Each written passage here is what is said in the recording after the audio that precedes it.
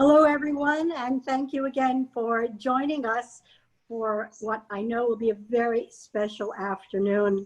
This afternoon, our guest is Leon Botstein, and I would like to just introduce Leon to us and show you how challenging and wonderful a guest you will be, because I'm going to show you 66 pages of Wikipedia. And at the risk of embarrassing you, Leon, I learned a lot by reading not only 66 pages, but he has authored many books, and we'll talk a little bit about that later. Leon Botstein is a Swiss-American Jewish conductor, scholar, and president of Bard College. Born in Zurich, Switzerland, the youngest son of two eminent physicians, Mr. Botstein chose not to go into medicine, but instead into the arts and humanities. He attended the High School of Music and Art in New York City and the University of Chicago, obtaining degrees in history and philosophy. In 1967, he studied at Tanglewood and went on to graduate school at Harvard, completing his PhD in history, writing on Vienna, in music in Vienna in the 19th and 20th century. At Harvard, he was the assistant conductor of the Harvard Radcliffe Orchestra and also conductor of the Doctors Orchestra of Boston. In 1969, he won a fellowship, bringing him to New York, working as a special assistant to the president of the Board of Education. A year later, at the age of 23, Leon Botstein became president of Franconia College, the youngest college president in history. In 1975, Mr. Botstein left Franconia to become the president of Bard College. Under his leadership, Bard has developed into a distinctive liberal arts school, offering a vast range of undergraduate and graduate programs. In 1992, he was named music director of the American Symphony Orchestra, founded by Leopold Stokowski 30 years earlier. And in 2003, became music director of the Jerusalem Symphony Orchestra. His writings include books on education, history, and music in both English and German. He has curated exhibits for the Jewish Museum in Vienna and has been editor of the Music Quarterly, one of the most distinguished academic journals of music. Mr. Botstein has guest conducted many orchestras around the world, among them the Los Angeles Philharmonic, the Royal Philharmonic, the Russian National Orchestra, the Simon Bolivar Symphony Orchestra, and many others. Botstein's entire life and work is devoted to one mission: the improvement of people's lives through education and exposure through the arts. A quote from Leon sums it up. Music is a speechless form of art. Music is a speechless form of life that can renew our respect and gratitude for our own life and the lives of others. Please welcome Leon Botstein to Conversations with Great Performers. Well, it's a pleasure to be here, and thank you for inviting me. And I'm happy to talk about anything you want to talk about, even politics. Well, with 66 plus pages in Wikipedia, there's a lot to talk about. Right. You were born in Zurich, and your entire family went into medicine, yet you were drawn to music. Why is that? It's hard to explain, but my parents were both very distinguished and wonderful clinical physicians who had their life in the teaching of medicine, university hospitals. They weren't in private practice. They were both in the founding faculty of the Einstein College of Medicine in New York. And they were, for years, we lived 20 years in Zurich, and they were on the faculty of the University of Zurich Medical School. My mother was a renowned expert in polio and polio-related diseases, and she wrote the major work in the 40s on the differential diagnosis and treatment of polio. And my father was a pioneering oncologist, a chair at Einstein and Montefiore. And but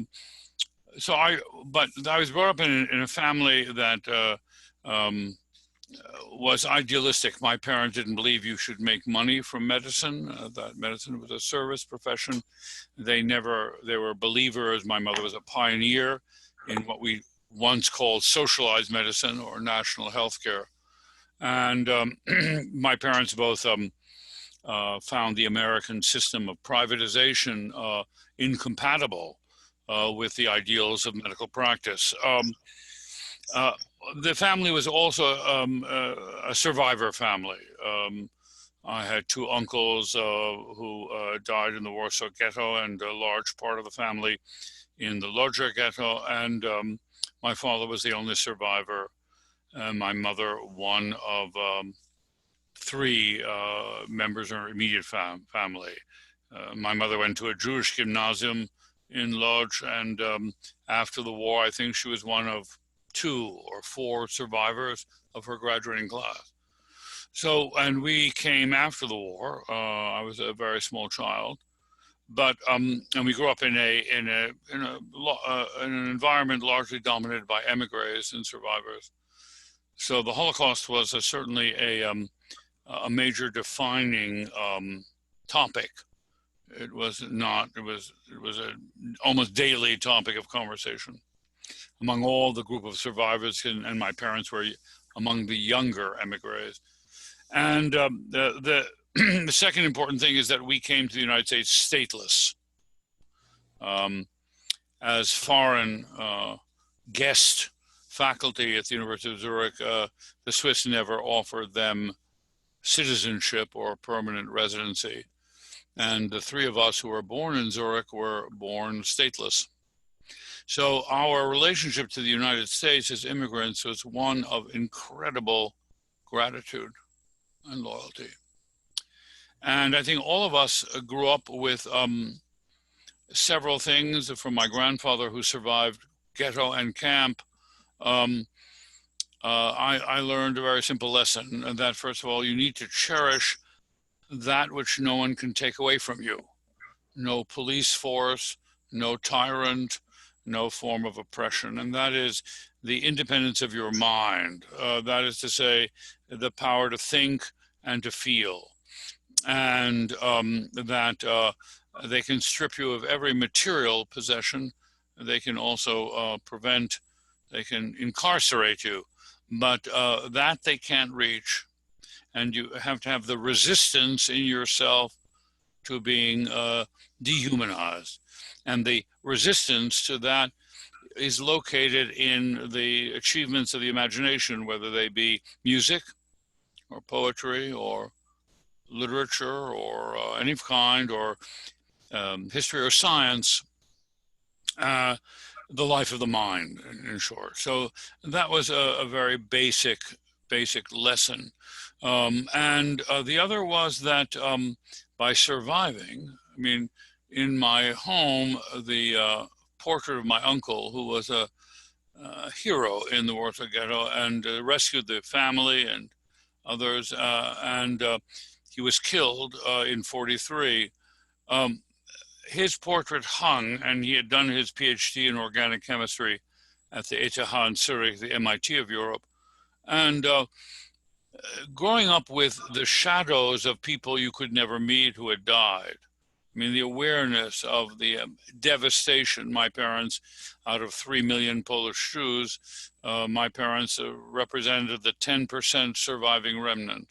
So the overwhelming lesson was that your obligation was to redeem the people who could no longer speak for themselves. In other words, there was a kind of intense ambition to make a difference and to contribute to the well-being of the world you lived in particular, America, which was the only place that had the remote chance of accepting us as equals, as citizens.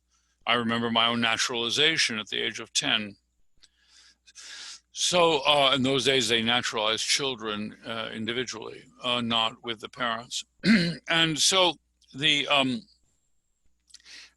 in a choice of a career, certainly my parents, what we learned from my parents is they lived to work. They didn't work to live.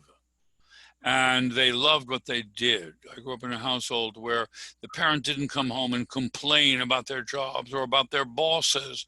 And they didn't complain. Although legitimately victims, they were no victims. They were deeply grateful for the life that they got that others didn't. They transmitted to us a love of the vocation. Now, my parents loved medicine. They didn't believe it a ticket to good incomes or job security.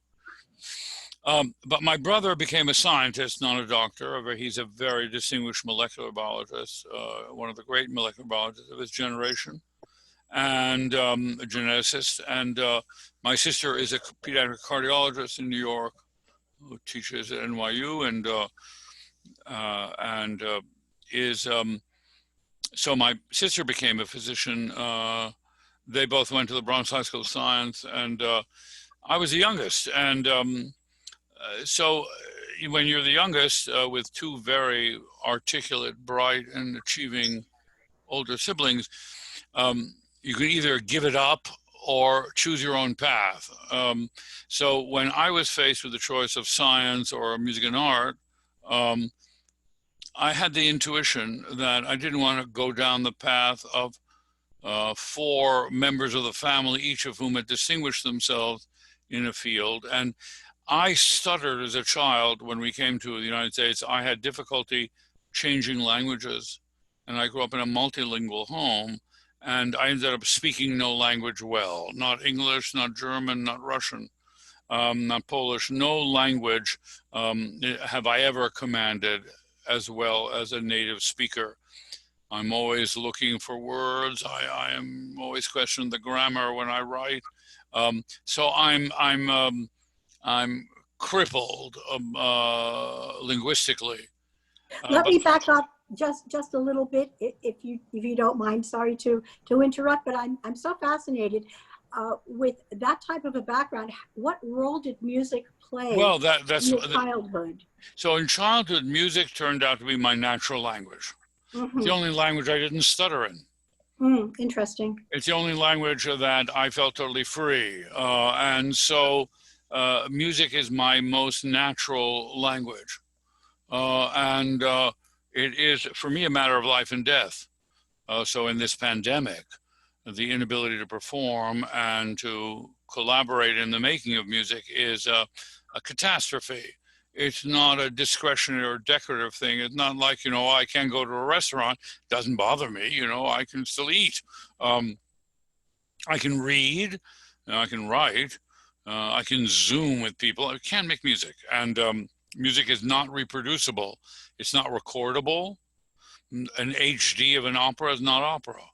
We have 5 wonderful video records of the operas we produce at the Fisher Center at the Summerscape, rare operas, Dimitri by Dvorak, Dame Ethel Smythe, The Wreckers, things like that. And they're very beautiful videos. They're very well done, but it's not an opera. It's a great, it's a great video. I think we all miss this very, very much. And you're quite right. For many of us, it's like breathing. And that's right. That's right. We really do. And we'll hope we'll be back soon. But I wanted to ask you, did you feel nurtured at music and art? What was your major? I know you studied with a very legendary violinist, Roman Tautenberg. Yes. Were you a violin major? Yes, I was. And so I studied with Roman Tautenberg from the age of 13 to the age of 21. Mm-hmm. So yes, I was, and he was at Tanglewood when he brought me to Tanglewood. So he was at Tanglewood in that year, and so I was a violin major. So I was, and I was in the senior orchestra with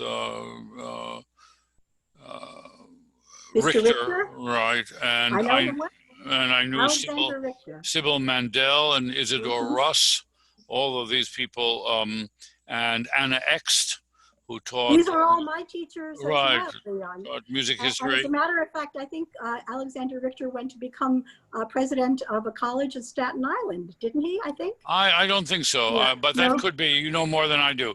But he, Alexander Richter, also commissioned the outdoor overture of Aaron Copland that's right. several times. And in any event, then Gabe Kossokoff was a young faculty member there when I was a student. And so, so I was a violin major. I was a music major, yeah. And as a matter of fact, Gabe Kossokoff was, I believe, the very first student who went on to become a faculty member, and then, of course, director of the department. Right. Oh, yes. I know he's listening today, and we owe a lot to you, Mr. Kossokoff. Yeah, I remember as being very tall.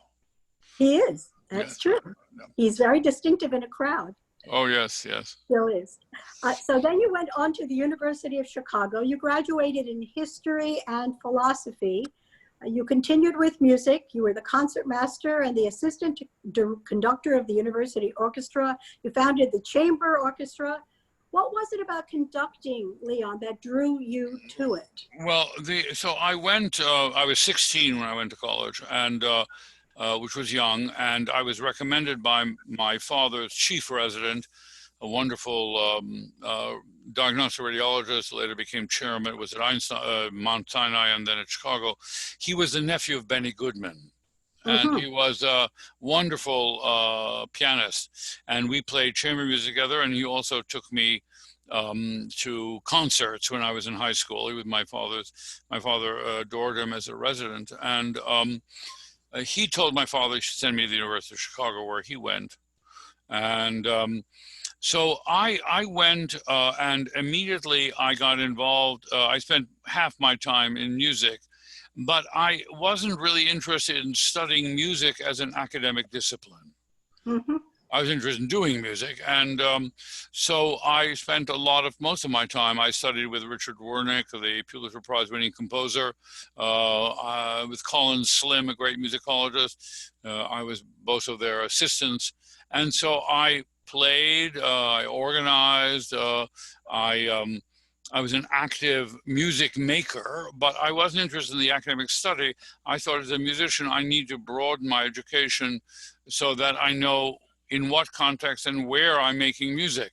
So my ambition was to be a musician, but I didn't think I needed bureaucratic credentials to qualify as a musician, but I needed, because I didn't want to be a musicologist. I didn't want to be a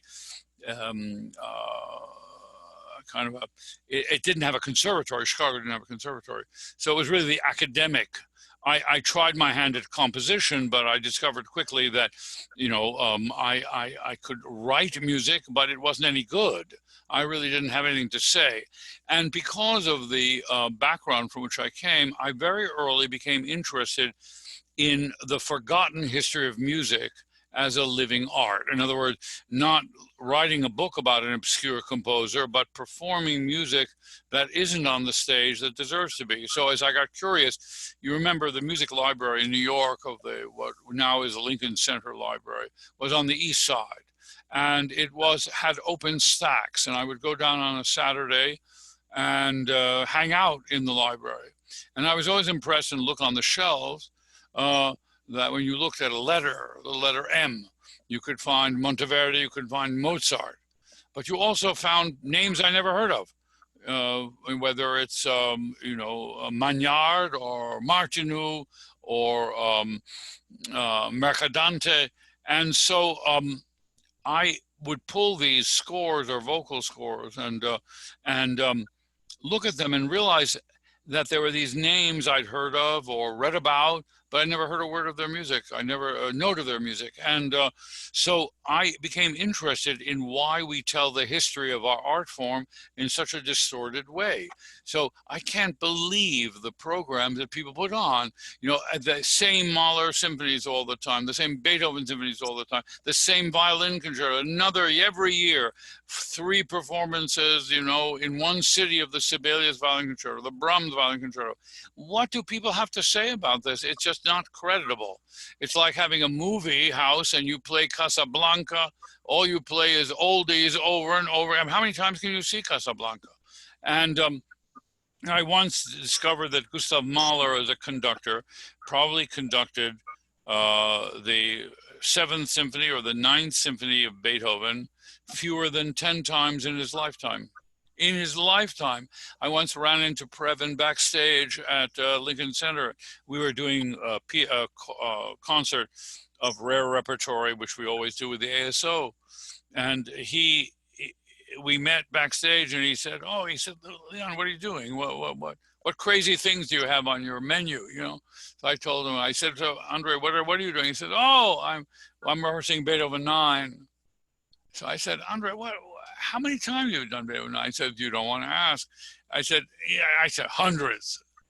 And I said, "How can you do it?" He said, "It's a good question, but if you had as much in alimony payments as I have, you wouldn't think twice." So my point is that he, a great musician, he, the kind of intense repetition of the same repertoire wasn't the case in the 19th century and not before 1914, and is disconcerting. Too little new music is done. Now more of it is being done, I'm pleased to say, but we so misrepresent the history of our own art form. And speaking about history, it doesn't surprise me now that you completed a PhD in history at Harvard. And so I'm seeing the development of someone who was passionate about history and passionate about music. So I suppose that these two subjects have really melded to become one of the threads in your life. Oh yeah, so I ended up going to graduate school after Tanglewood, and I did a dissertation essentially in the history of music through the history department.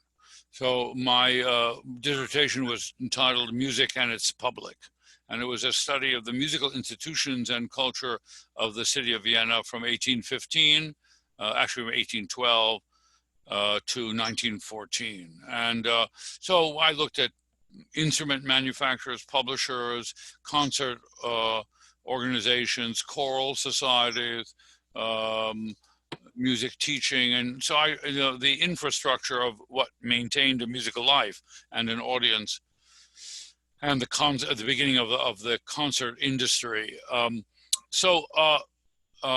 Yeah, I mean, I've spent most of my life trying to uncover and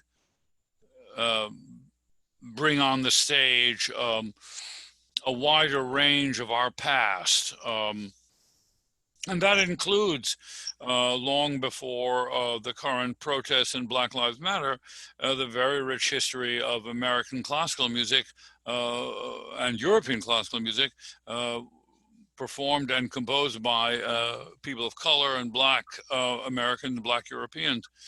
In an American Masters series, for example, years ago, we featured William Grant Still. So there's so much good music out there which we don't perform, and it's a crime. Well, it's interesting. You and I spoke before the broadcast a little bit about how you became the president at BARD, and talking about tumultuous times, you were very much involved with the New York City Board of Education. You became the assistant to the president, and at the age of 23, became the president of Franconia College. That must have been an incredible time for you. You were the youngest president in history. Yeah, that's not a distinction, because the college I became president of was in bankruptcy. Oh. So I don't think they could find anybody to take the job. It was not an achievement. It was a stroke of coincidence and good fortune. I owe it to two people. One is John Kemeny, the late president of Dartmouth, who was a mathematician, a Hungarian Jew, student of Einstein's, who was at that time president of Dartmouth. And Dartmouth was the institution that protected this experimental college that had been founded in the 60s in northern New Hampshire. And it got under political pressure and went into bankruptcy. And Dartmouth faculty and administrators dominated the board. And the chaplain of Dartmouth, Paul Rehmeyer, became the chair of that board. And they ended up recruiting me out of desperation. It was either to close in 1970 or to take a gamble. And Kemeny encouraged me to do it and to take the gamble, and was very helpful. Dartmouth was very helpful. So, and the reason I took the job was I needed to have a job. And like all young musicians, you have a day job, waiter, wait tables, work in an office. And my day job was this, and in a way, and it was, and I thought it's not going to last very long. It was a bankrupt college in the middle of nowhere. I'd never been out of a city. I was a nice Jewish boy. I met my first minister. I met my first, Protestant clergy. I met real Americans of the non-New York variety, I was suddenly exotic being Jewish, after living in a world in which being Jewish was not exotic. And it was an adventure. What did I know? I was 23. If you're not going to take some risks when you're 23, you're going to be a very boring adult. So I did this, and I ended up sticking to it. And I was very lucky to be recruited by Bard, because Bard has a large history in the arts and literature and the humanities. So, it was, and it was also an institution that, no one wanted the job because it was in financial difficulty. And although a venerable institution, it was a risk for someone in her or his 50s to take. So I was, when they offered me the job, I was 27, and and again, I got the job out of desperation. They had offered it to several other people who turned it down. So it really sounds like your experience at Franconia really prepared you for this job. And totally. You have been there now for 45 years. That's correct. What impresses me, and I'd like to talk about many of the programs that you have collaborated with. It's just an extraordinary body of work, but I'd like to start, if you will, talking about the Bard Conservatory of Music, your distinguished faculty, your touring, the Fisher Center, which was designed by Frank Gehry. Could you speak a little bit about music at Bard? So music at Bard, to make it as brief as possible. So many people listening will remember that the Hudson Valley, where Bard is, in Red Hook, was dominated by IBM. IBM was the major employer and the major economic force, and it pulled out of the area precipitously in the 1980s. And the economy of the area was devastated. And a group of local citizens thought one way to restart the economy was cultural tourism. Why don't we have a Tanglewood in our backyard? Why don't we have a Saratoga in our backyard? Why not? Why not do that? It's a beautiful area. It's not great for sports, or skiing or fishing, but it is beautiful. It's historic. There are beautiful houses. You have Edith Wharton. We have, Frederick Church.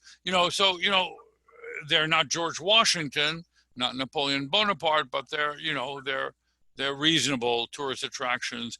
And so since we then had 600, now we have 1,000 acres on the Hudson with beautiful views, they came to us and would we be interested in doing some kind of summer arts thing that would draw people. So long story short, we ended up doing two things. We ended up having a museum of art, the Hessel Museum, and a contemporary collection. And we ended up experimenting with a summer festival. And when we began to design the summer festival, we thought, we can't imitate Tanglewood. We won't, we're not going to do it July 4th, we're going to have everybody, why come to us? There's Caramore, there's Saratoga, there's Tanglewood. We have to do something special. And what we came up with is we're going to do a different kind of festival, with different kind of repertoire, with a different kind of approach. We publish a book every year with the Bard Music Festival. We started with the Bard Music Festival, which is focused on a composer every year. We publish a book with Princeton, now the University of Chicago Press. We do very rare repertory, and it's unique. And we started under a tent, and that was very successful, and that led to our getting funding to build the Fisher Center for the Performing Arts, courtesy of the man for whom it's named, Richard B. Fisher, a fantastic man and a fantastic man. A very striking building, I must A say. beautiful building Fabulous. and Yeah.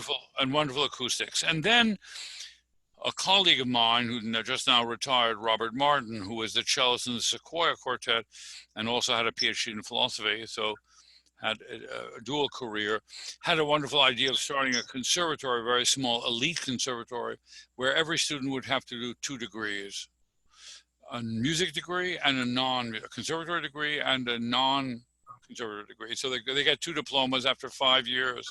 So they'll do it in physics and music, or French and music, and something like that.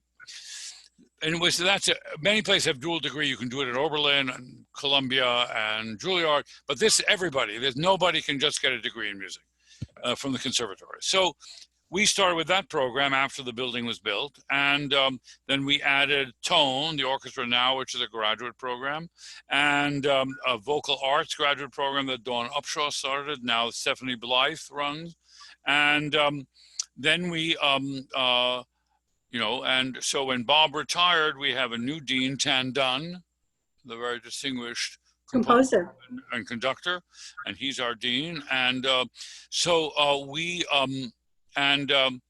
so we started a distinctive conservatory. But Bard had a very strong music tradition before I got there. Arnold Hauser, the founder of the Budapest String Quartet, taught music here for over a decade. Paul Nordhoff, Jacob Druckmann, Luis Garcia-Renart, the great cellist who just died in his 80s. So we have a long, Joan Tower was on the faculty, the great composer who just celebrated her 80th birthday and still in our faculty, was on the faculty before I arrived. So there was a long music tradition, so we built on that. It's extraordinary. The faculty is just amazing, and you've toured our over. We spoke about your touring to Cuba. Peter Serkin, he was on our faculty, right? Yes, exactly. And what also strikes me, in addition to your music conservatory, are some of the other collaborations. Bard operates a network of tuition-free early colleges. I was really fascinated with that, and I wonder if you'd speak a bit about it. Yeah, so we were given or acquired Simon's Rock, which is in your neighborhood, in Great Barrington, in 1979. The founder, Elizabeth Blodgett Hall, arranged, together with the trustees, most prominently of whom is Bob Strassler, and Simon's Rock was struggling, and it became part of Bard. And our experience there with having adolescents start college early was very positive. And we also always dreamed of having a public version of that. And under Mayor Giuliani, Harold Levy, the president of the Board of Education in New York, in 2001, right when Giuliani was ending his tenure as mayor, approached us about doing a public early college. It would be tuition-free, non-charter school where students enter after the 8th grade. So they do 9, 10, 11, and 12. And then to the 12th grade in a public high school in New York, kind of a magnet school drawn from the entire city, not by test, a screen school, not like science or Stuyvesant, not a test-based school, but an interview-based, the way you admit to college, portfolio and interview-based. That if you did it in the public system, could you try it out? So we started in 2001, just a couple of days before 9/11, the Bard High School Early College in Manhattan. Then we added under Bloomberg one in Queens. And now we have, I think, 8 of them. We have a public early tuition-free early college in which people get an AA degree from us, a liberal arts AA degree, 2-year college degree, plus a high school diploma at the end of the 12th grade. Incredible. And we have them in Cleveland, Baltimore, Newark, Washington, New Orleans, and and Newark, and New York, and they're very successful. We have a small program in Hudson, New York, as well. You know what really was interesting to me, and it's a fabulous little video that our viewers can take a look at online, tuition-free early colleges. But your tagline reads, "Where independent minds get their start." I think that that's so appropriate. Do you think that young college-age students or young high school students are different today than they were 10 years ago? Yes, so I think several things. Number one, we hold both Bard High School Queens and Bard High School Manhattan hold the state record for all high schools in the success rate of having minorities finish four-year college in the entire state. So this is not only for privileged white students, but this is for the full diversity of the city of New York. Mm-hmm. So adolescents from all classes and ethnicities are developed sooner. So maturation happens earlier than in the 19th century. Menstruation and sexual maturation happens earlier. Two, young people are treated in everything but education as adults. They have freedom to move. They become consumers. They are online. But the school system treats them as big children, and no one likes adolescents. Parents are uncomfortable. Adults are uncomfortable. They don't know whether they're children, they're adults, and we simply waste their time. Starting in middle school, they can learn much more quickly and more rapidly than we imagine. We delay their access to first-class education unnaturally. So there is a big difference. The 18 of 1890 is the 16 of 1990. And so I'm a real believer in the onset of college, of what I would call serious academic, intellectual achievement. And I'm sorry, it's just a fabulous program, but another program that is, I think, quite unique and that I would like you to speak about is the Bard Prison Initiative, which was also the subject of College Behind Bars, a documentary film which was produced by Ken Burns. Could you tell us a little bit about the Bard Prison Initiative? By the way, that film has just been nominated for an Emmy, which is congratulations. It's a 4-hour documentary on the prison issue. So that was the achievement of an undergraduate whom later we hired, Max Kenner, who came to Bard, and he got interested we had a volunteer program in the prisons, and basically he said, as an undergraduate, he came to see me, he said, this is tokenism, it really isn't doing the job. That real higher education in the prisons got eviscerated in the 90s. And his idea was, would be possible for the college to launch a degree granting, liberal arts, rigorous higher education program in the prisons. And I said, in principle, yes, but somebody has to get it done. If you can get it done, if you can get it started, we'll join you. And, when he, like any young person, he was a big dreamer, and and most adults, say, what are the chances of this guy's going to actually succeed? Well, he beat the odds.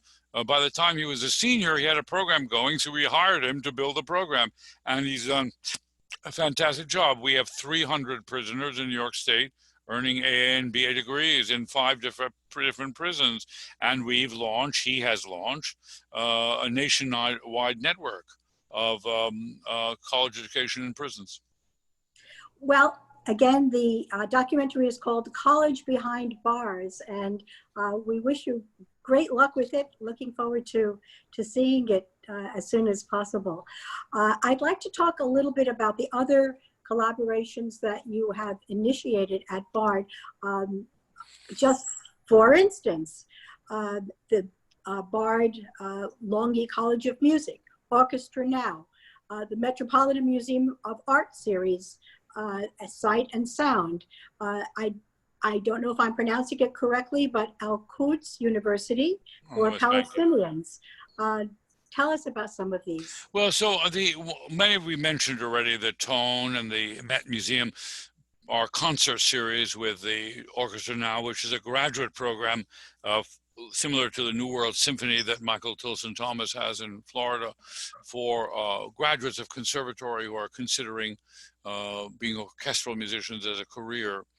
So the most interesting different ones from the ones we already mentioned is Al-Quds. So we have a group of collaborations with universities abroad for dual degrees. We have one with the American University in Central Asia in Bishkek. We're developing a relation with a new Fulbright University in Vietnam. We have one with Al-Quds University, which is one of the largest universities on the West Bank, and on the other side of the wall. And we have an MA program. We train teachers for the Palestinian Authority, and we have an undergraduate honors college. And we've done that now for well over 10 years. And it's the longest and surviving and largest American-Palestinian academic collaboration. We're very proud of it, and it's been very successful. And we have a campus in Berlin, but of our international work, the most prominent thing we do is we have a liberal arts college where we give a dual degree with the University of St. Petersburg in Russia. And that is, I think, 25 years old, where we have an honors college, essentially, with our own campus in a way, in the Bobrinsky Palace. And we give liberal arts education in Russian to Russian students, and a select number of master's degree programs. Leon, let's talk a little bit about conducting. In 1992, you were named music director of the American Symphony Orchestra, which was founded by Leopold Stokowski. And its mission then was to demystify orchestral music and to make it accessible and affordable for all audiences.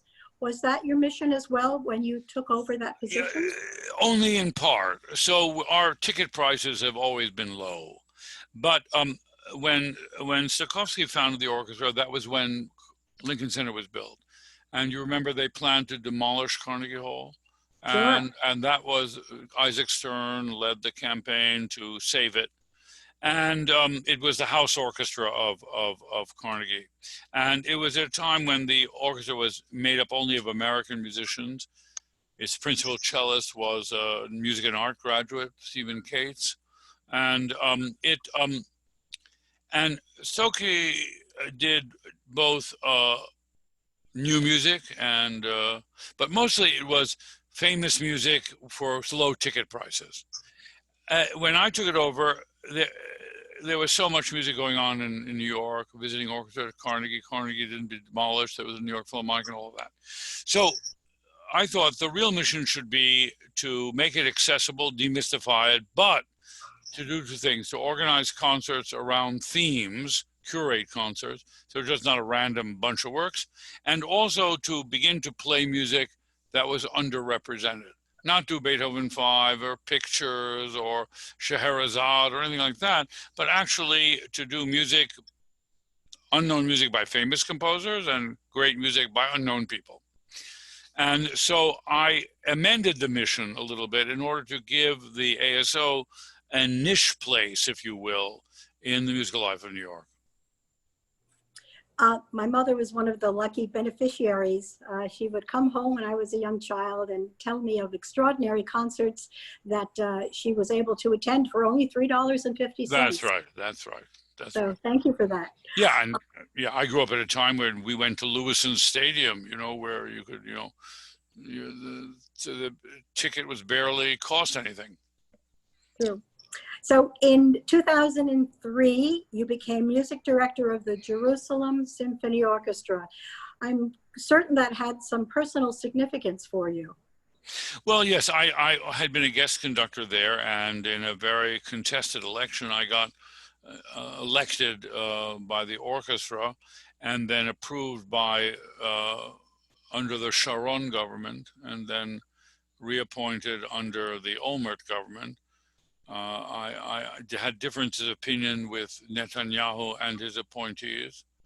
So I was there, I think, for 9 years. I'm now conductor laureate. And it was a great experience. it was the old BBC of Palestine. So the Israel Philharmonic is an independent, private institution. The BBC, the Palestine Broadcasting Authority, had its own orchestra. And it became for a long time, till it was dissolved, the Israel Broadcast Authority. The orchestra still existed, the Jerusalem Symphony, but it was always in Jerusalem, and the Israel Philharmonic was always based in Tel Aviv.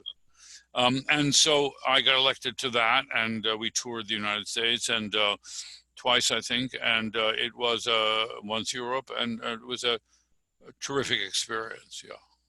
I understand you did some broadcasting with them as well. Oh, yeah, because we're the Israel Broadcast Authority, so I think our concerts were all broadcast on the radio.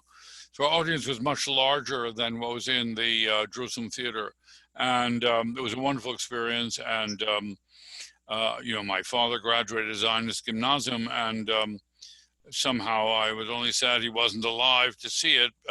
But it was, I didn't take a fee. I contributed my fee, so I didn't want to get paid, and so I found it wonderful and very instructive. And it's through that association that we were able to form the alliance with the Palestinian, with the Palestinian University, with Sari Nusseibeh, yeah. You know, you've conducted all over the world. How were those musicians in the Jerusalem Symphony Orchestra different? What was that experience? Is that different? Well, musicians are in a way all alike, you know, in a good way. And the great thing about music is that you can get up in front of an orchestra whose language you don't speak and know nothing about them and communicate. And there is a common language, if you will, that we all possess. But in Jerusalem, there are certain distinctions. So this is an orchestra that comes from, in a way, it's by itself all over the world. It also has a particular relationship. The audience in Jerusalem is, by and large, quite conservative in its musical tastes. But many of the players came from the former Soviet Union. And the most remarkable experiences were doing Russian music with them, particular music from the Soviet era. I once did a performance of the Leningrad Symphony of Shostakovich, and many of the members of the orchestra came with the medals their parents and grandparents had earned during the Great Patriotic War when the Soviet Union fought the Nazis. And many of them had relatives who had survived or died in the siege of Leningrad, for which the symphony had been written. I know when Koussevitzky went over there and he conducted, he found the audiences particularly appreciative. Well, during the Soviet era, music was one of the few places of public assembly that was not threatening. Now, you could go to a concert. If you went to a theater or the movies, you know, one could impute some political motivation.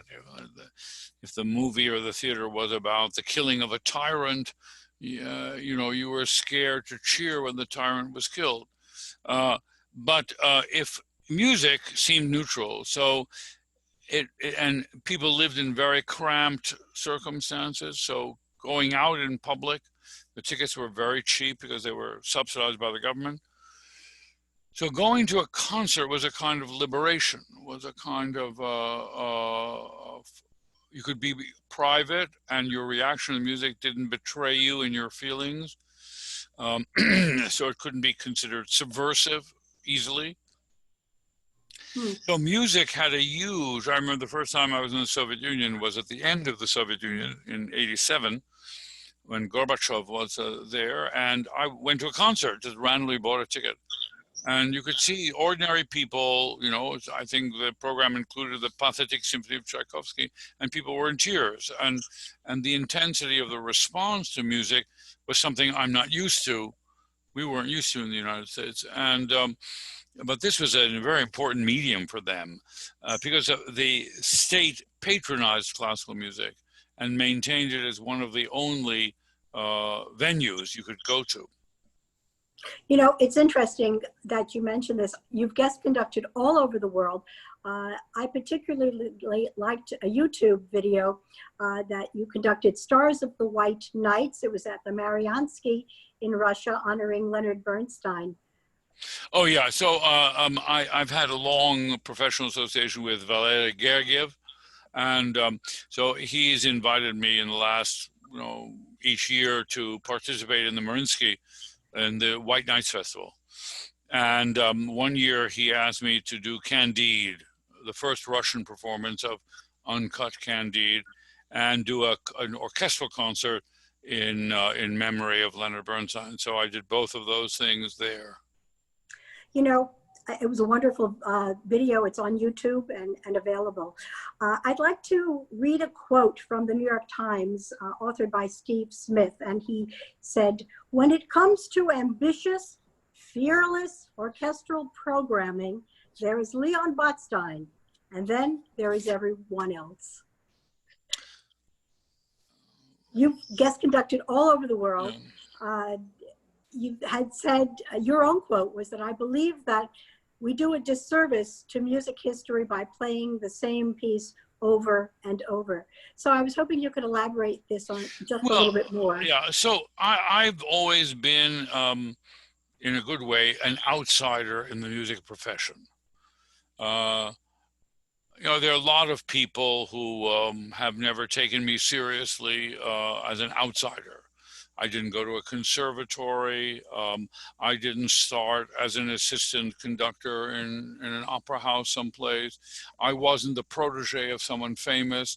My career wasn't pushed by Leonard Bernstein or Herbert von Karajan or somebody like that. I came from nowhere, and like all conductors, I learned how to conduct. Really, I studied conducting. I had a wonderful teacher, Harold Farberman, who had been a longtime member of the Boston Symphony. But the reality is that no matter my training or my skill, I was viewed as an academic or an outsider. I was never handsome, and I was never athletic.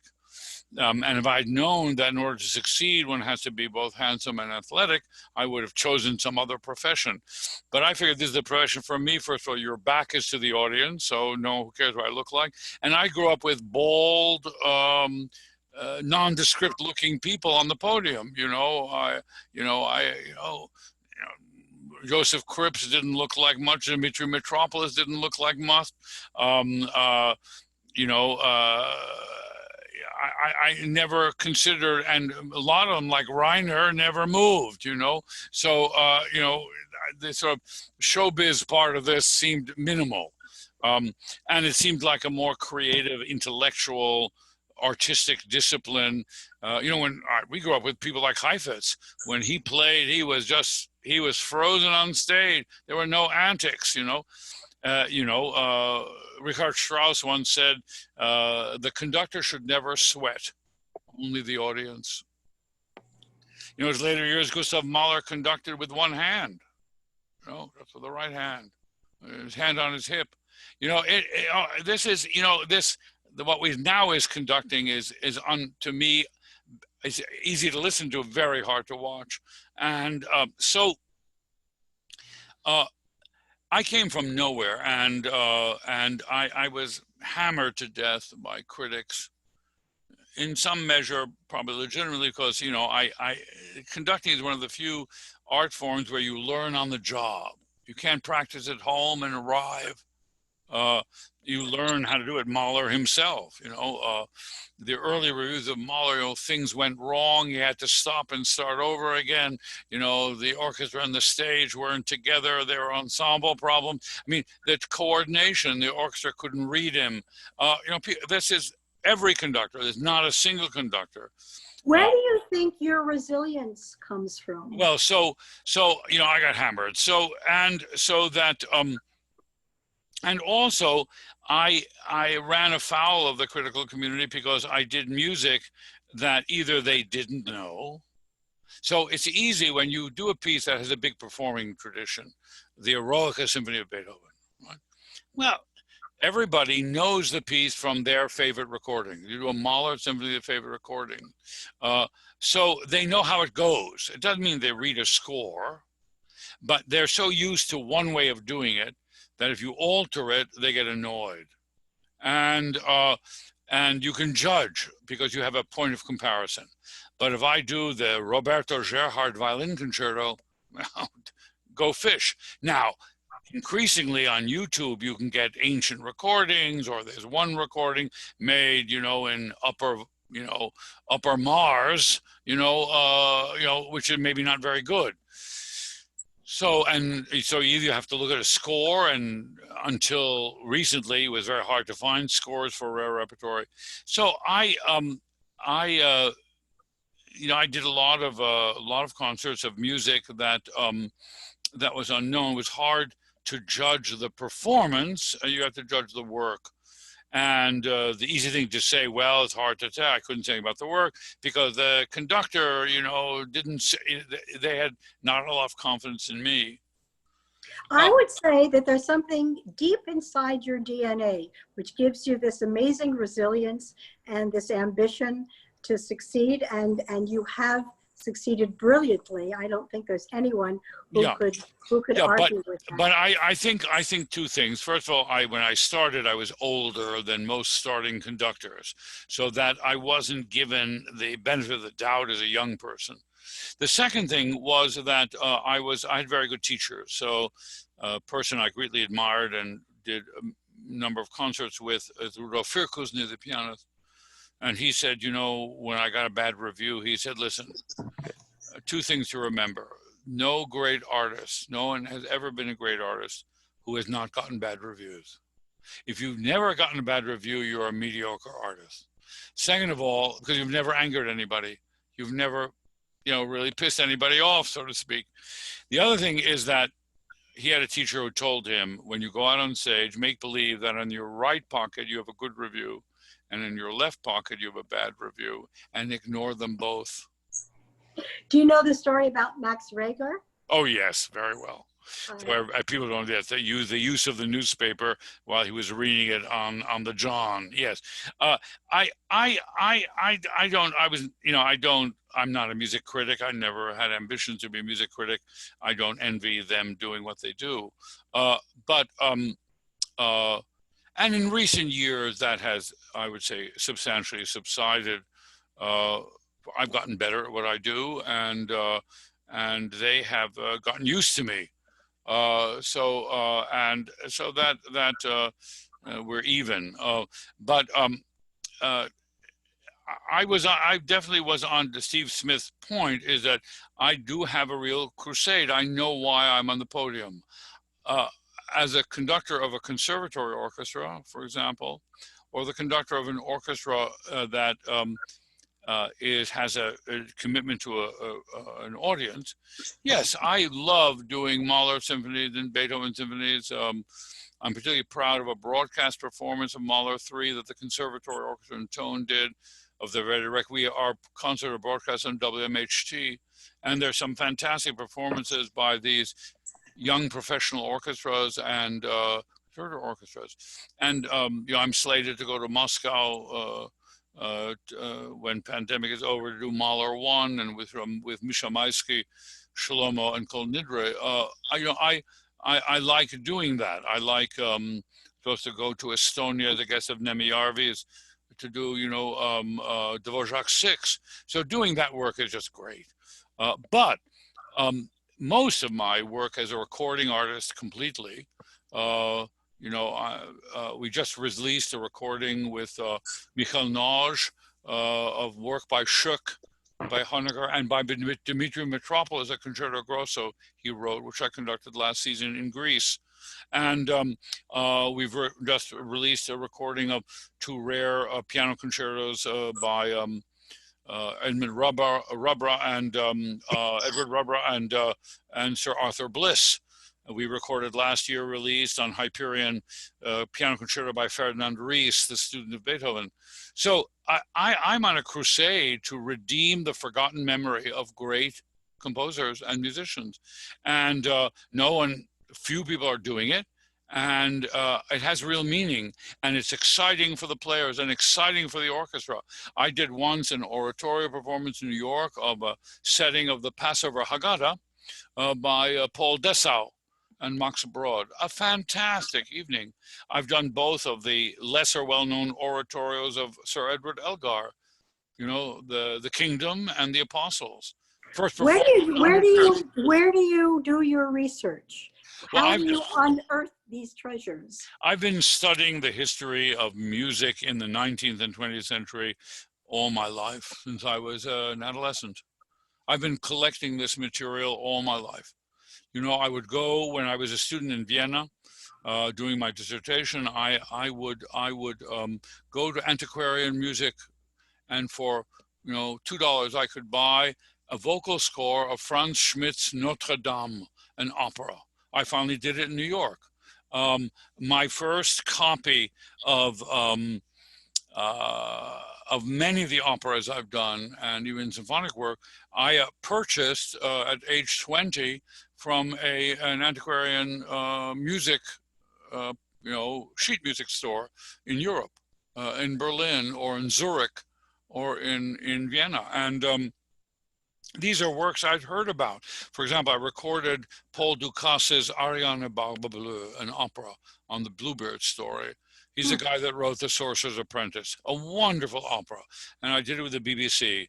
And I knew about that opera because I read, when I was 20 years old, I read that Messiaen thought it was a great, great opera. Then I discovered that Korngold thought it was a great opera. Then I discovered that Schoenberg thought it was a great opera. Then I discovered that one person after another said, this is a great masterpiece. And so I said, and then I bought a copy of it, a used copy of the vocal score. So it's years of accumulation of this music. So before we turn this over to Megan Wilden for a Q&A, I think the question on everyone's mind is, when do you sleep?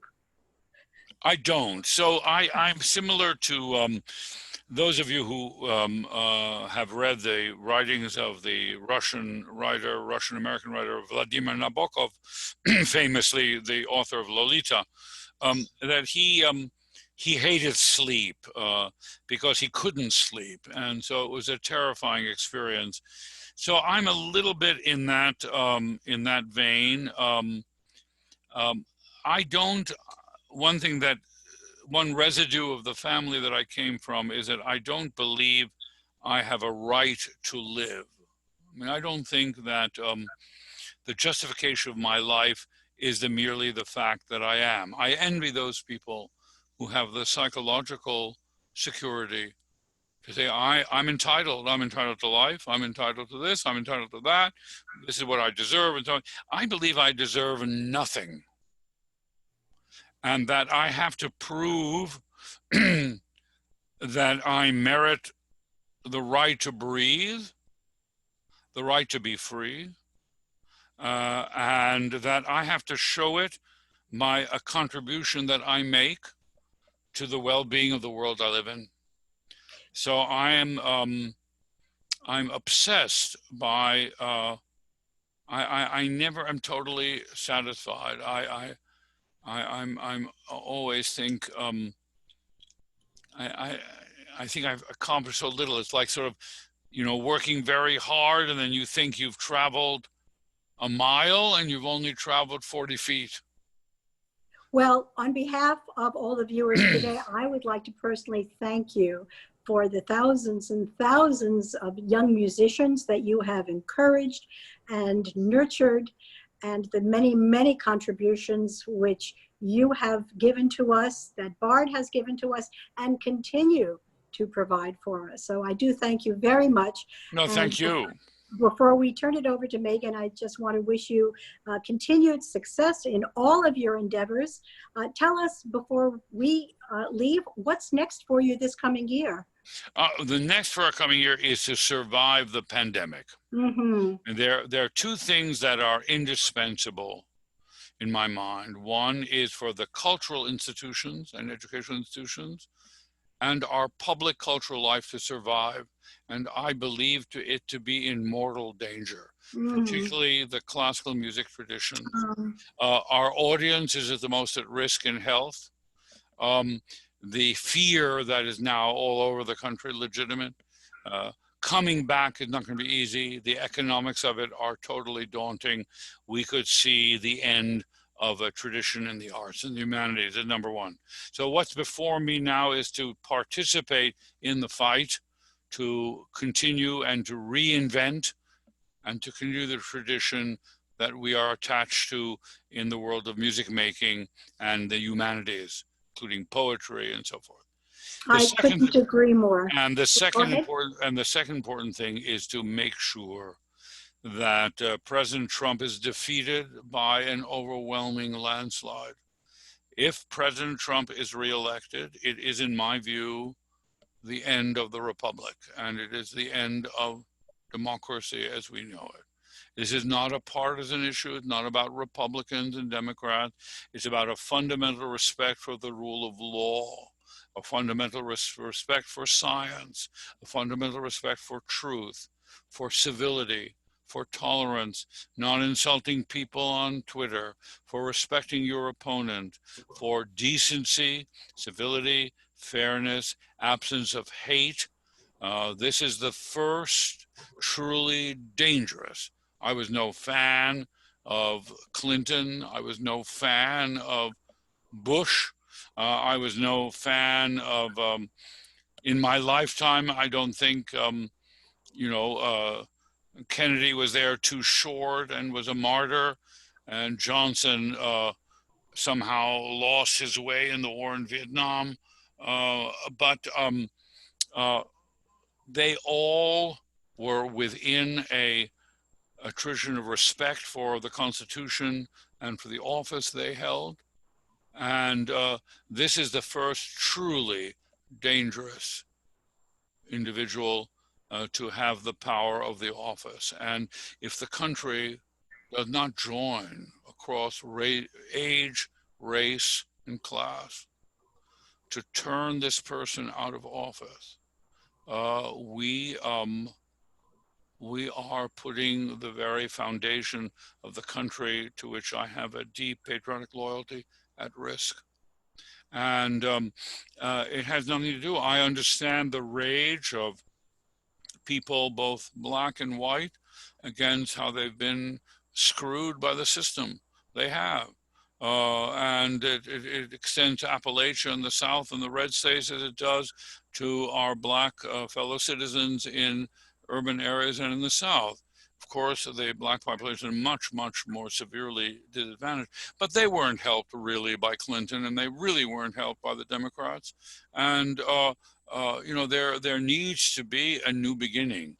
It's not. I found Hillary Clinton calling the people who supported Trump deplorables, obnoxious and unacceptable. That's not. There is a broad-based pain in the country, and that has been lasting for years. The worst victims are the people of color. But the reality is that we need a government of reconciliation and reconstruction and rebuilding. And this is a horror, a nightmare that is also totally weighed down by corruption and by greed and by narcissism. This is a president only interested in his daily ratings in dominating the news cycle. Governing by Twitter and by vulgarity. I mean, it is an ignorance, willful ignorance, and that simply is not.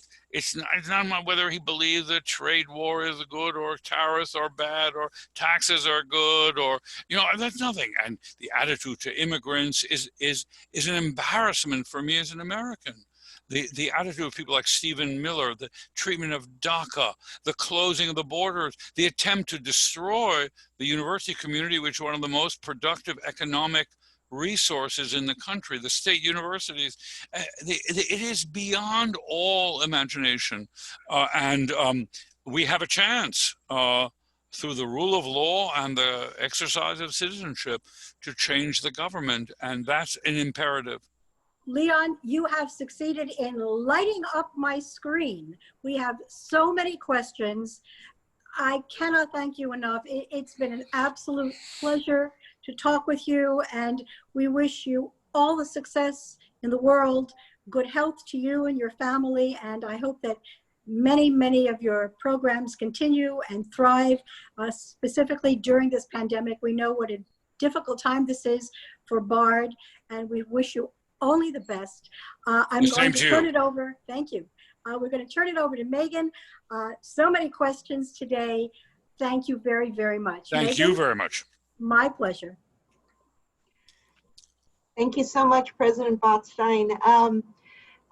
We have a comment regarding your second point that you just made there. Louise says, Frankenberg says, you're talking to the choir in this state, though of course that really varies depending on where you are in Massachusetts. But generally speaking, there's probably a good deal of agreement here. Yeah. I think that's probably true. I'm not an expert in politics, so please, I have no secret knowledge or understanding of the process. I'm simply speaking as a citizen. I do think if that is true, we need actually to begin to develop a conversation in those states and those areas where the president remains popular, to find a common ground through religion, through religious organizations, through common interest, because I think communication is key to exploding the distorted image of why the necessity of defeating the president is so large. The internet, as you know, has contributed to the collapse of a common conversation. And so I think simply we have to be both patient and empathetic with the people who disagree with us. Thank you. And kind of a fun question. Carl Schuster asked, if Trump is soundly defeated, how will you celebrate it musically? Well, first of all, if the president is defeated, we probably won't be out of the pandemic whose chaos and economic destruction can be laid at the incompetence that he represents. So I think that probably when we are able to return to musical life, I would be in favor of performing works that are an expression of the resilience of freedom over adversity and freedom over oppression. If I had to choose an opera to do, it would be Fidelio, which shows the destruction of a tyrant and the courage of individuals, in this case Leonora, and the triumph of freedom. One of the great performances of Fidelio of all time was in 1941 by Bruno Walter with Kirsten Plagstad at the Met. And he conducted this. When you listen to this recording, it's on fire. Why? Because Bruno Walter was a Jewish refugee emigre from Europe. In 1941, in the fall of 1941, this performance took place. The Germans had successfully invaded the Soviet Union. They hadn't been stopped at Moscow yet. They were a year and a half more, 2 years, a year and a half from being defeated in Stalingrad. And the German Jewish refugees in America were certain that there was very likely the Nazis would win. And so he goes into the pit to conduct this opera, which is a kind of declaration on behalf of freedom. And it has such power, such significance, you know, it's on fire. And so that's the kind of music making we need to do. And maybe it will inspire new works. No, I hope so. The more new music, the better. Absolutely. Wendy Robbins asked, do you have any plans to bring TON back to Simon's Rock? I always found the concerts very enjoyable. And I'm not sure what TON stands for. Sorry. Tone. That's the orchestra now. Yeah, that's the young professional orchestra we have here at Bard. The answer is yes.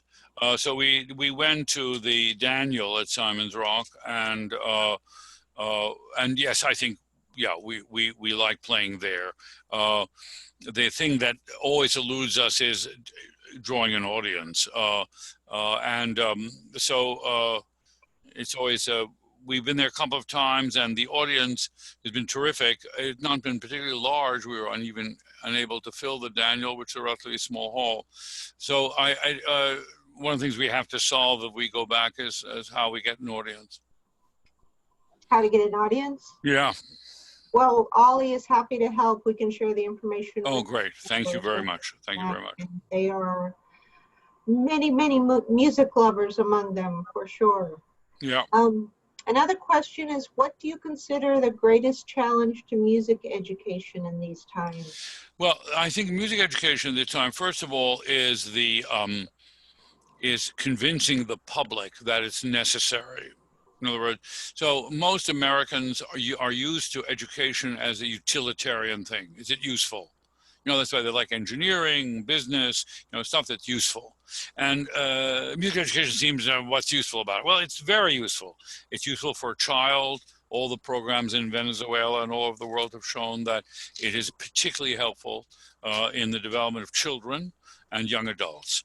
The discipline of learning to play an instrument, of learning to play together, and collaborating, that's a tremendous life skill. So you have to, first of all, make sure that people think it's important. Second of all, when you do it, it has to be about doing, not listening about it.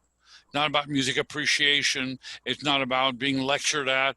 It's about doing it. And the doing it are two ways, is improvising and composing, already as children, making it up, using sound as a creative, you know, the way you finger paint, you should finger paint with sound.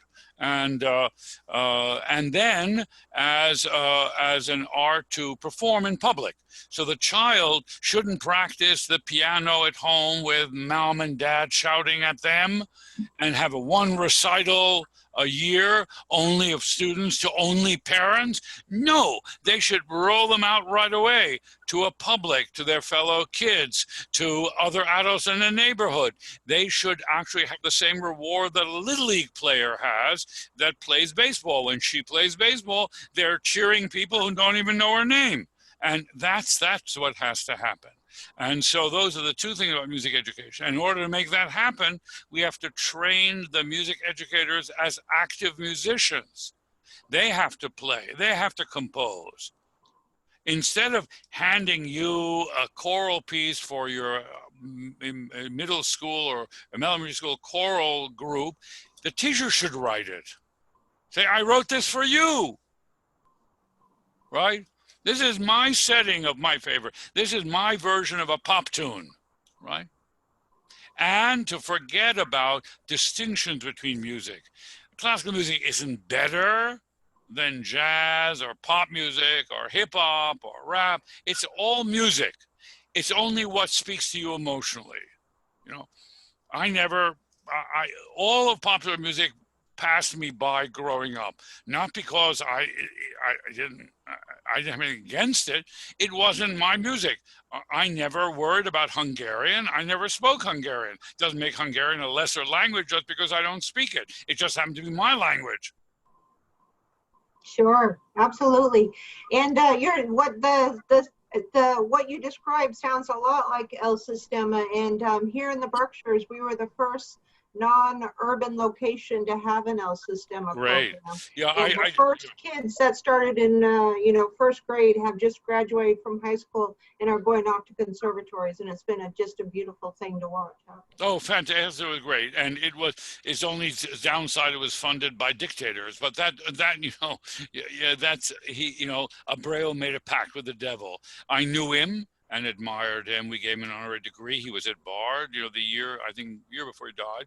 And so we had a very close relationship, and Longy had a very close relationship with him.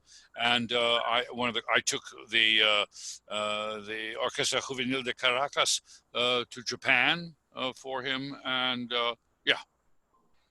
great program. And it appears that the pandemic may be with us for quite some time, and that it's going to change the way people gather together and the way they experience the arts. have you been thinking or experiencing or planning ways to bring live arts or bring the arts to people in these difficult times? Yeah, well, I think the question is a two-part question. I think in the immediate term, the options are very limited in the immediate term. I disagree with the questioner or the comment. I think there will be a vaccine, and I think the percentage of vaccine taking will be sufficient, and that we will go back to a more normal life. The big change will be when and if the next pathogen comes. You follow me? So assuming that we make the same mistakes with the next pathogen, which I hope we won't, it seems to me that there'll be more of a return to normalcy than some people think. But we've learned a lot. So I think concerts will have to be held in different locations in the concert hall. We have to bring the music to the people. Two, we will have to experiment with different kind of formats. So if you played in a railway station, you would have to amplify and mic. So we have to travel with our large ensembles. The second is we have to involve the audience more. And we need to utilize visualization. So if I'm even in a normal concert hall, I now think we've learned a lot about videographing and stuff like that, where you would actually have screens on the side where you could, see different aspects of the concert. I think we have to program differently. The musicians have to communicate with the audience verbally. So it seems to me we have to return to other kinds of practice. The conductor comes out or the soloist comes out. Instead of playing the Kreutzer Sonata, they talk to the audience, say, hello, good evening, like they're in the old Ed Sullivan show, and they, say, hi, I'm Hilary Hahn. I'm so glad to be here. And my first piece is going to be, the Kreutzer Sonata. And, maybe this is what I think about. And many of you know it very well. And then after she's done, they bow and clap. Then I say, are there any questions? Any of you want to know, but we go on the next piece. You know what I mean? So there's more interaction. Or the accompanist says, nobody ever claps me, and I'm just sort of running after Hilary Hahn, but my name is XYZ, and this is what I do, and vary the program. Maybe the accompanist plays a piece on the accompanist's own without Hilary Hahn. You know what I mean? Leon, I have a question which you touched upon. The relationship between a music student and a teacher is a very intimate one, often done within the privacy of practice room. Are you using technology these days to teach? Tell us about that. Yeah, the technology, yes, we do technology to teach, and there's been a long history of that, by the way. But what we've learned is that we can use Zoom and other platforms. The problem is that you cannot teach music virtually. Music can't be, you have to hear the sound in real acoustic sound. So we're not going to get rid of individual teaching. I was glad you went in that direction. The intimate teaching of music is not going to change. There are certain things have changed, thank God for the better, that the abuse of that intimacy is less frequent, I'm pleased to say. But the teaching is a very old human activity, and it hasn't changed no matter what technology we have. People teach one-to-one or in a small group and have done so since recorded time, in antiquity, in Chinese antiquity, in European antiquity. And that kind of teaching survived the printing press, the telephone, videography, every possible, and will survive the computer and the internet. What we can use it. So for example, for a long time, people have taught instruments by taping. Taping both a lesson or taping a performance, watching yourself do it, which we were not able to do, or to listen to yourself recording, you know, your own performance and critiquing it from the point of view of a listener. So I think, yeah, technology will assist, won't replace teaching, but assist it. Thank you. Thank you, and I think we have time for one last question. How do you encourage students to vigorously pursue both musical and academic interests, as you have done, and how can OLLI members encourage their grandchildren accordingly? So the first part of the question, how do you encourage them? And then what about the grandchildren? Well, how can OLLI members encourage their grandchildren? Well, the only way to encourage a child, whether you're a parent or a grandchild, is to do it with them. Talking to them is a waste of time. A child has an unerring sense of the truth. We learn to accept lies, and that's part of growing up. Growing up is a way of adjusting to lies and imperfection. A child has the innocence of having no reason to accept a lie and no reason to remain silent about it. So if I say, study, practice your instrument, and I don't do anything of this myself, how can I believe you? But if I have a parent who is an amateur pianist and loves to play and plays every single day and takes lessons himself or herself, or play with the kid and say, listen, I'm not very good, but let me play with you. Suzuki had that idea. So the parent sits down and he plays, you know, Mississippi Cowboy, and you're playing the accompaniment of Mississippi Cowboy. And it's a way of interacting with the grandchild, just talking to them, taking them to a concert, not sending them to a concert, and talking about it with them. You know, and saying, did you like that? You know what I mean? And instead of dragging the kid along and talking to your contemporaries. So you have to be active with the child. About music and other subjects, a very simple proposition. There never was an ignorant, illiterate, great musician in modern history. Brahms never went to university, and he left a huge library. Nadia Boulanger read philosophy and literature and corresponded with her fellow musicians about it. If you want to really make music, you have to make music part of life. If you want to make it part of life, you have to see it more than some kind of athletic enterprise that has its own logic. It has the logic of life. And therefore, you have to understand why you're doing it and to whom you're doing it. So a key to becoming a great musician or a good musician is an understanding of things well beyond the narrow province of music. Thank you. That's wonderful. Well, thank you both so much for this fascinating conversation. It was wonderful to listen to and to share the questions from our audience with. Thank you, President Botstein, for your thank you for having me. Partnership. Sure. Thank you. And thank you, of course, Renee Rotta, for putting together this really marvelous course. That's been so much fun to be a part of. And Renee, it's my pleasure. Who will you be talking with next week? Yes, thank you very much. All right. My pleasure. Bye-bye. Thank you, Leon. Bye-bye. Thank you. Bye-bye. Bye-bye. Next week, we will have Karen Allen, who is a resident in the Berkshires, speak with us.